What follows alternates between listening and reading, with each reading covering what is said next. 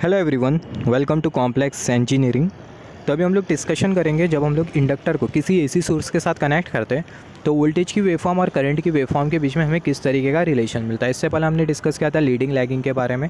तो जो कॉन्सेप्ट है उसी के ऊपर बेस्ड है। हम लोग ये देखेंगे कि जो करंट की जो वेवफॉर्म है वोल्टेज की वेवफॉर्म को लीड करती है या फिर लैग करती है।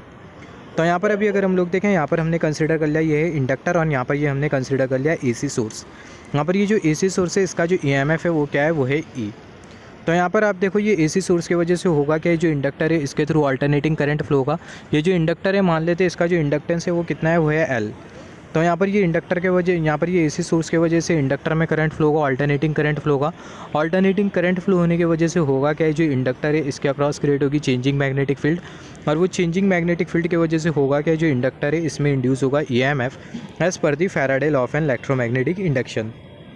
तो यहाँ पर अगर आप देखो, अगर हम लोग Faraday law of an electromagnetic induction consider करें तो ये कॉइल में जो ईएमएफ जो इंड्यूस होगा बराबर में होगा minus L d i by d t. यहाँ पर ये जो माइनस साइन है वो हमें क्या इंडिकेट कर रही है, ये जो कॉइल में जो ईएमएफ जो इंड्यूस होता है वो अपोजिंग नेचर का होता है। इसके बारे में हमने डिस्कशन किया लेंजेस लॉ में।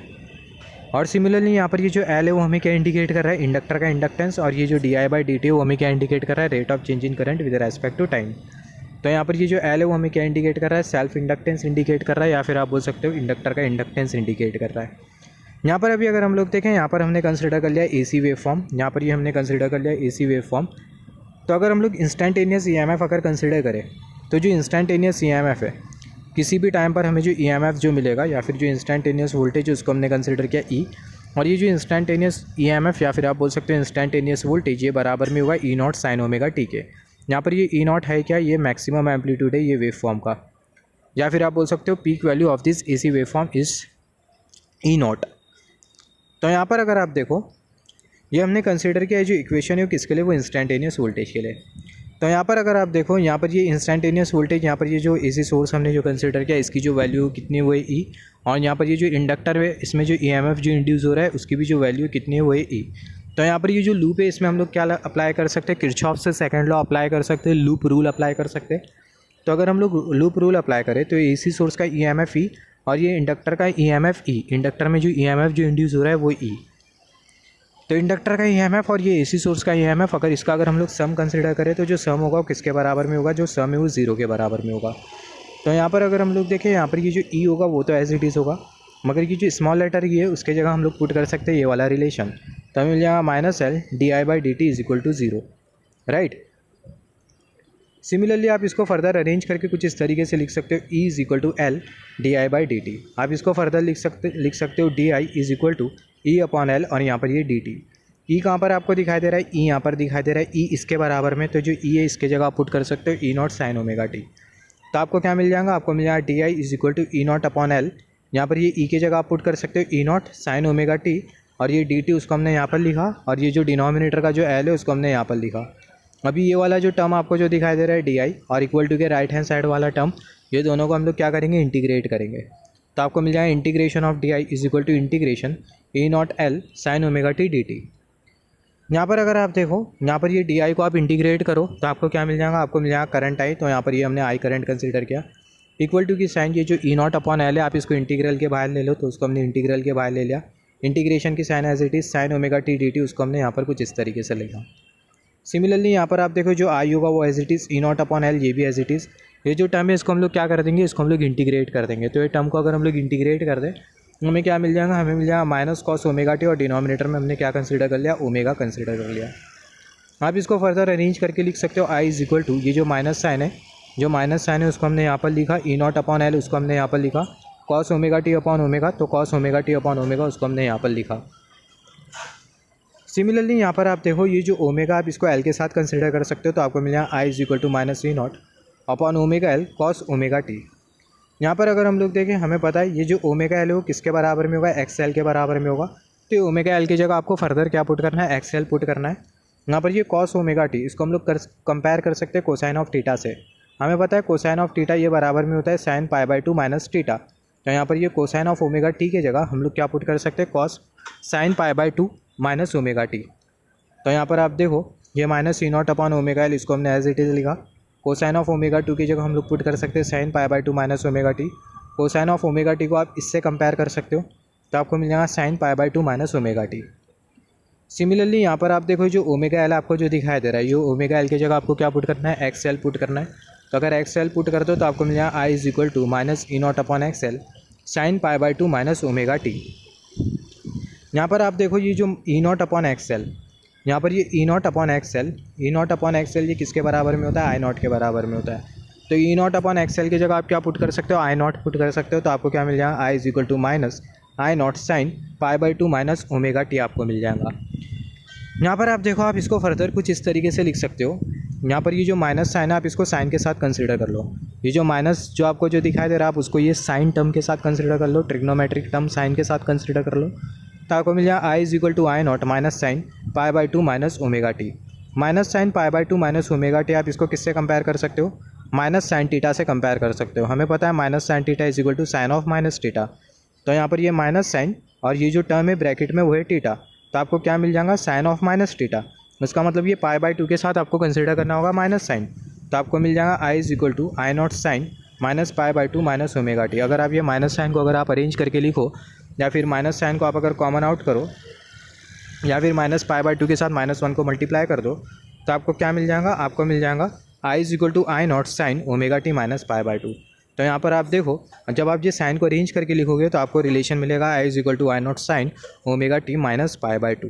तो यहाँ पर आप देखो यहाँ पर आपको इंस्टेंटेनियस करंट के लिए इक्वेशन मिला और यहाँ पर आपको इंस्टेंटेनियस वोल्टेज के लिए इक्वेशन मिला।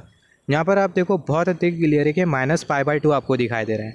यहाँ पर अगर हम लोग देखिए एक चीज़ बहुत इंपॉर्टेंट है जो कि मैं आपको बताया नहीं था, just wait for a second. हाँ, तो यहाँ पर अगर आप देखो यहाँ पर ये हमने कंसिडर किया ये है 0 डिग्री का एंगल, राइट। और जब एसी साइकिल की आपको मैक्सिमम वैल्यू मिलेंगी तभी जो एंगल होगा कितना होगा, वो होगा 90 डिग्री। और जो 90 डिग्री होता है उसको आप शो करते हैं पाई बाई टू से। सिमिलरली जब ये पॉजिटिव हाफ ज़ीरो हो जाएगा पूरी तरीके से तभी आपको जो एंगल जो मिलेगा वो होगा 180 डिग्री, जिसको हम लोग शो करते हैं पाई से। सिमिलरली जब नेगेटिव हाफ की आपको मैक्सिमम वैल्यू मिलेंगी तो जो एंगल होगा वो होगा 270 डिग्री, और जो 270 डिग्री उसको हम लोग शो करते हैं 3 पाई बाई टू से। सिमिलरली जब नेगेटिव हाफ साइकिल पूरी तरीके से ज़ीरो हो जाएंगी, नेगेटिव हाफ साइकिल कंप्लीट हो जाएंगी, तो जो एंगल होगा वो होगा 360 डिग्री का, और जो 360 डिग्री है उसको हम लोग शो करते हैं 2 पाई से। तो यहाँ पर आप देखो जो 90 डिग्री है उसको हम लोग शो करते हैं पाई बाई टू से, वेरी इंपॉर्टेंट। 180 डिग्री को हम लोग शो करते हैं पाई से, 270 डिग्री को हम लोग शो करते हैं 3 पाई बाई टू से, 360 डिग्री को हम लोग शो करते हैं 2 पाई से। तो यहाँ पर आप देखो ये जो कॉन्सेप्ट था ये थोड़ा इंपॉर्टेंट था, इसलिए मैंने आप लोगों को बता दिया। तो यहाँ पर आप देखो आपको क्या दिखाई दे रहा है, आपको दिखाई दे रहा है minus pi by two, right. Minus sign मतलब पीछे, और यहाँ पर ये पाई बाई टू मतलब 90 डिग्री। तो यहाँ पर आप देखो ये जो रिलेशन है वो आपको क्या इंडिकेट कर रहा है, जो रिलेशन है वो आपको इंडिकेट कर रहा है जो करंट की जो वेव फॉर्म है वो 90 डिग्री पीछे रहेगी, किससे, वोल्टेज की वेव फॉर्म से। इसका मतलब जो करंट है वो क्या करेगा, लैग करेगा वोल्टेज को। करंट लैग करेगा वोल्टेज को, इसका मतलब क्या, इसके बारे में हमने डिस्कस किया है। जो वोल्टेज है उसकी हमें पहला मैक्सिमम वैल्यू मिलेंगी, फिर उसके बाद जो करंट है उसकी हमें मैक्सिमम वैल्यू मिलेगी इन पॉजिटिव हाफ। तो यहाँ पर अभी अगर हम लोग देखें जो वेव फॉर्म है वो हमें कुछ इस तरीके से मिलेगी।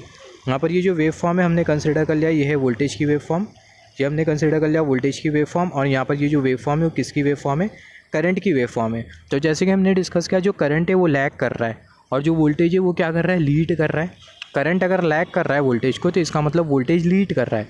करंट अगर पीछे है तो इसका मतलब जो वोल्टेज है वो आगे, वोल्टेज आगे, इसका मतलब जो वोल्टेज है उसकी हमें मैक्सिमम वैल्यू हमें पहले मिलेंगी, वोल्टेज की हमें पीक वैल्यू पहले मिलेगी। तो यहाँ पर हम लोग देख सकते हैं जो वोल्टेज है उसकी जो पीक वैल्यू है वो हमें पहले मिल रही है, और जो करंट है उसकी जो पीक वैल्यू है वो हमें बाद में मिल रही है। इन पॉजिटिव हाफ आपको नोट डाउन करना है।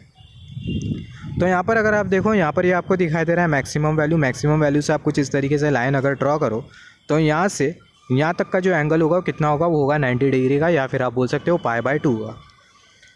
तो यहाँ पर आप देखो जो करंट है वो लैग कर रहा है किसको, वोल्टेज को। Current lags voltage by 90 degree, या फिर आप बोल सकते हो पाई बाई टू से लैग कर रहा है करंट वोल्टेज को। या फिर आप बोल सकते हो जो वोल्टेज है वो लीड कर रहा है करंट को, कितने से, 90 डिग्री से, मतलब पाई बाई टू से।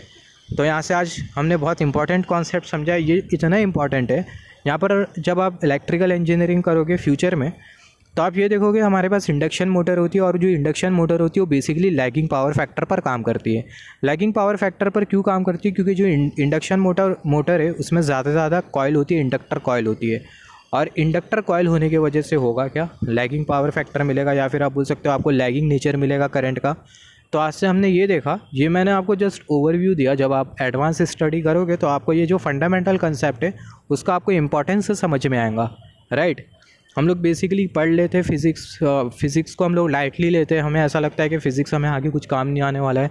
अगर आप इंजीनियरिंग की अगर स्ट्रीम में जाने वाले हो तो ऑब्वियसली जो फ़िज़िक्स है वो आपको बहुत काम आने वाला है। तो यहाँ पर आपने ये देखा कि अगर सर्किट में अगर इंडक्टर लगा होता है तो जो करंट है वो क्या करता है, लैग करता है। वोल्टेज को कितने से लैग करता है, 90 डिग्री से लैग करता है। सिमिलरली हम लोग नेक्स्ट लेक्चर में बात करेंगे, जब कैपेसिटर हम लोग लगाएंगे एसी सोर्स के साथ तो करंट क्या करेगा, लैग करेगा या फिर लीड करेगा।